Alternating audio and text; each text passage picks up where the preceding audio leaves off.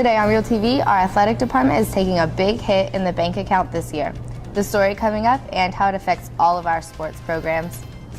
Plus, how one of our cheerleaders finds the spirit to keep competing without any limits. Also, we bring you the story behind a quarterback and someone very important to him on and off of the field. All that and more. It's Friday, November 20th. And this is Real TV.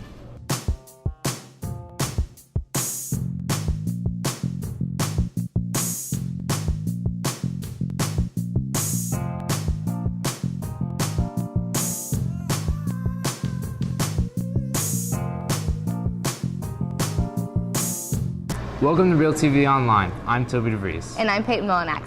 Each year at the Coastal Carolina Fair, Stratford's Athletic Booster Club runs a food stand to raise thousands of dollars for the athletic department. But this year, that's not the case. Real TV reporter Alyssa Helms tells us exactly what happened to the fair booth in our top story. For the majority of us, the fair is all food, fun, and games. However, there are some of us who aren't so happy about it. The Stratford Athletics booth at the fair brings in about $12,000 a year to buy equipment, uniforms, awards, certificates, and other items for our athletes. This year, things have changed. Our booth was torn down because it wasn't up to standards. It's not a good thing for us. It's not a good thing for Stratford Athletics at all. But there's not much we can do about it. Fairground officials said the Booster Club was given notice that the booth needed to be updated. However, Booster Club members said they weren't given time to make changes before it was torn down and that a lot of upgrades were made last year. I don't know if there's too much we could have done. We were sent a certified letter. It stated that our lease would not be renewed, and that's their judgment. That's what they want to do, and we've got to abide by the law. We lost a large amount of money from what we spent to buy the lot, along with the money we made per year. $12,000 to $20,000 for that area or spot, so we lose that money and $10,000 to $15,000 a year. Other measures must be taken in order to make up for all the money we are losing. We're going to try and have an oyster roast, maybe a golf tournament. We just got to find some other fundraisers. Anytime you lose $10,000 to $15,000 a year, it's going to be devastating to the athletic department. But Stratford's Stratford. We'll rise up. We'll find something else that we can do to make us successful. Thanks, Alyssa. Our athletic department says they're looking into whether or not they have a chance to get back any money for purchasing the lost space years ago. Later in sports, we'll have more with what's happening on the field with football, cheerleading, and winter sports. The weather emergency we had last month put us out of school for 4 days. The Berkeley County School Board decided the date for our third makeup day. That will be on March 14th, which was originally to be a teacher workday. January 4th is also a weather makeup day that will be a full day of school right after the holiday break. We made up one of those days already on October 19th. October began with some severe rain that put us out of school for 4 days. South Carolina experienced major floods in Charleston on up into Columbia and the Midlands. Many in the Tri-County area are looking at weeks and months of recovering from the flood damage.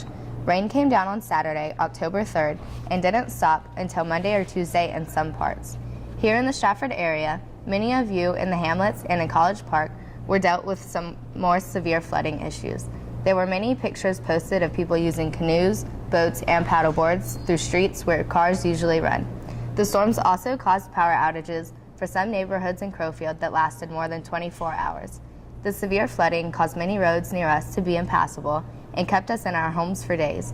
While many of us did not have any water flooding our homes or our vehicles, there are some right here at Stratford who were not so lucky. In the hamlets, we kneeboarded behind my truck, and then we put my boat in and just went around on my trolling motor in the streets. The neighborhood bridges flooded, so I was trapped inside my neighborhood for like 3 days, and I couldn't go get anything to eat or anything like that. During the storm, my house flooded, and it's damaged. My neighborhood was bad because the flood had messed up the entrance. It was just this high, and we couldn't get out. Every year, Stratford recognizes October as Breast Cancer Awareness Month, with one whole week dedicated as Pink Week. That was also cut short due to the flooding, but resumed when we returned to school. Items such as bracelets, sunglasses, and beads were sold to raise money for the local charity Share Our Susie. They're a nonprofit organization that helps breast cancer patients while they're going through treatment. Stratford collected more than $2,500 and presented the foundation with a check at the homecoming game. Thanks to all those that helped raise money. Right after we returned from the weather emergency, we had homecoming week. Real TV reporter Daniel Wood has a wrap-up of the fun week. Homecoming is the tradition of welcoming back alumni of a school. It is a tradition in many universities, colleges, and high schools across the United States. Homecoming week usually includes activities for students and faculty, such as themed dress-up days and pep rallies.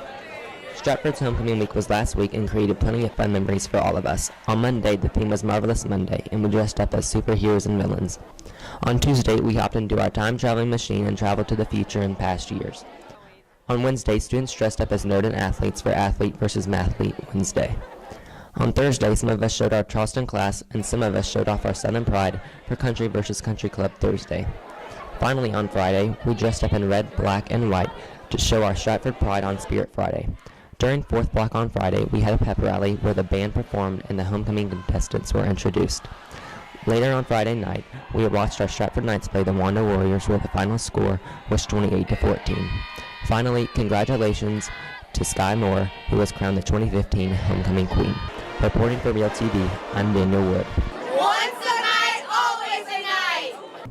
A big thanks to our student council who plans homecoming every year. Another event run by our student council is the annual craft fair, which took place last Saturday. This was a great place to start shopping for the holiday season. There were over 30 crafters with one-of-a-kind items for sale, such as art, jewelry, and handmade items. Stratford's Jefferson Service Club sponsored a school-wide food drive this month. In all, over 1,500 non-perishable food items were donated to the less fortunate through the Low Country Food Bank. The winner of the fourth block competition is Miss Dangerfield's fourth block, collecting 290 cans. A special thanks to Murray, McCombs, Tamel, Edie, and Garides for being in the top 5. Next, a wrap-up of Stratford's football season. Plus, winter sports are getting underway. Here's Nick Page with sports. Today on Real TV Online Sports, I, Hannah Roberts, will be joining Nick Page today. And football means a lot to the people here at Stratford, but it's not all about winning and losing. It's about the connections you make with people on and off the field. Real TV sports reporter Miranda Habbick tells a story of one quarterback who's making a change and one coach who had a huge impact on him. Coach Marion is the head coach that oversees the whole field. Then you have your offensive and defensive coordinators. But here is a guy who works with one position in particular. Years ago, when Coach Stackley asked me to come over to the high school and teach and coach at the varsity level, the quarterback position was what was available, so I was excited about the opportunity to coach quarterback. J.D. Davis is the varsity quarterback this season. Coach Harvey says his transition from wide receiver to quarterback was pretty smooth. You know, there was never any question about his ability to run the football. He's worked on his throwing the ball every day, so he's gotten better, and he's a good athlete, so we like what we've seen out of him. He's done a great job. He's given me stuff to work on and off the field, mentally and physically, and just being there for me and telling me to keep work hard has really helped me improve. Davis says this past season has helped him form a special bond with his quarterback coach. I've known him for a while, and he's the same guy on and off the field, and I totally respect that. And it's just pretty cool now I can call him my coach. Being together every day, coaches begin learning things from athletes as well as the other way around. JD's taught me some things about how to reach certain quarterbacks and try to develop certain skills. There's a lot of inspirational videos and techniques from YouTube actually, but it's awesome stuff. And just seeing guys that really excel like that has really inspired me to work hard. You get out of it what you put into it, and a maximal effort will bring maximum benefits, but minimal effort will also bring minimal benefits. So just remember that. Thanks, Miranda. Davis took the field one last time with the hopes of bringing the Knights to the playoffs and ending the long winning streak against the big rival. It started off good for Davis as he completed a 31-yard touchdown pass to Andrew Preston to give the Knights a 14-0 lead over the Gators. Later in the half, Davis scored again on a 7-yard touchdown run, giving the Knights a slim 21-20 lead at halftime. The Gators were too much for the Knights in the second half, though, as they rallied to beat Stratford 35-21. The loss dropped the Knights to 4-7 on the season. Only one of those wins came in the region, which means the Knights missed the playoffs. Right there on the sidelines is the cheerleaders, but that's not all they do. Real TV sports reporter Holland White tells us there's one cheerleader who has a big-time spirit to compete. Sarah's not like every other cheerleader. She has to work a lot harder. That's because she has hearing loss. Sarah says she has been dealing with the issue since she was 2 years old, but that didn't stop her from cheerleading. I really wanted to just learn how to do a new skill and figure out how to do something new. Not only is she learning a new skill, but she is facing her disability head on. Sometimes I can't hear when people are saying like the counts and stuff, so I asked them to say the stuff louder, and sometimes I don't understand as well. Even though Sarah has these problems, Sarah has plenty of support from her base. I try to help Sarah stay confident by encouraging her and motivating her to do better. Health science teacher Miss Murray says your ears can affect athletic performance in a big way. If you lean over to the side, the fluid's going to kind of move, and it's going to kind of tell your body where you are in space. Sarah doesn't sweat it though. She tells us she gets over it. I just kind of get over it after a while. Sarah works her hardest every day to make sure she is the best she can be.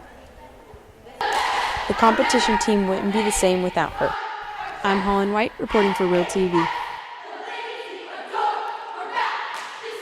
The cheerleading team competed in the lower state competition at River Bluff. They needed to finish in the top 16 teams to make it to state, and they didn't quite get there, but cheerleaders tell Real TV they had their best performance of the season. Our hockey team is off to a rocky start of their season. They're 0-4 going into their 5th game tonight. It's against Greenville South at 9 o'clock at the Ice Palace. Hockey is currently the only sport in play, but after the Thanksgiving break, both basketball and wrestling will get underway with their games and matches on November 30th. Our boys and girls cross-country teams recently competed in the state competition earlier this month. Boys place 16th and girls place 17th. Coach Sutherland stays busy as the cross-country coach, the track and field coach, and also being a social studies teacher. But did you know he's also a world-class athlete? Real TV reporter Anna Miller has more. Picking up a boulder is hard, but Coach Sutherland makes it look easy. Coach Sutherland recently competed in the Highland Games here in Charleston, South Carolina. The Highland Games include Scottish heritage and customs and between 7 and 9 events. The Highland Games is a traditional Scottish heavy athletics. There are anywhere from 7 to 9 events. Coach Sutherland has traveled across the United States and even to Scotland and Hawaii to compete in these games. Every state on the East Coast, from Connecticut south, Minnesota, Washington State, Arizona, Hawaii, Scotland, Mississippi, pretty much everywhere. He competes in all the events throughout the games, even though some are more challenging than others. Oh, the most challenging event's always cake. It depends on the games because sometimes they weigh anywhere from, 150 pounds and 22, 23 feet long. Most are in the neighborhood of 19 feet and around 100, 110 pounds, but they can be huge. They can also be gnarly, awkward with different bends in them and stuff that make it more difficult. Even though the games are difficult, they have affected him greatly, and he plans to keep doing them as long as possible. I have plans to throw as long as my body allows me and as long as I enjoy it. And I'm Anna Miller, reporting for Real TV. Stratford's top 4 swimmers competed at the state swim meet last month. They placed in the top 25 in 5 events. All swimmers cut time and swam best times. One team record was broken by Matthew Agostinelli in the 500 free, where he placed 7th. Matthew also placed 18th in the 200 individual medley. Senior Amber Hunt just missed another team record when she swam in the 100 breaststroke. Tyler Barrett cut 1.18 seconds on his 500 free for a lifetime best and placed 21st in the 100 breast. Senior John Reeder placed 19th in the 100 breast. The men's team placed 25th overall. Our Lady Knights golf team finishes their first season at Stratford, finishing 2nd in the region. They competed in a 4-team match last month, playing against Academic Magnet, Ashley Hall Prep, and Pinewood Prep. Haley Oren took match stroke honors with a low score of 55. And volleyball season has ended for our Lady Knights with a record of 10-14. The 7 seniors were recognized at their last home match on senior night last month. And that's it for Real TV Sports. Back to you. Speaking of Nick, we have a new segment here on Real TV that we like to call Trying to Trick Nick. We give a challenge to Real TV staffer Nick Page, and he sets out to see if he can take it on.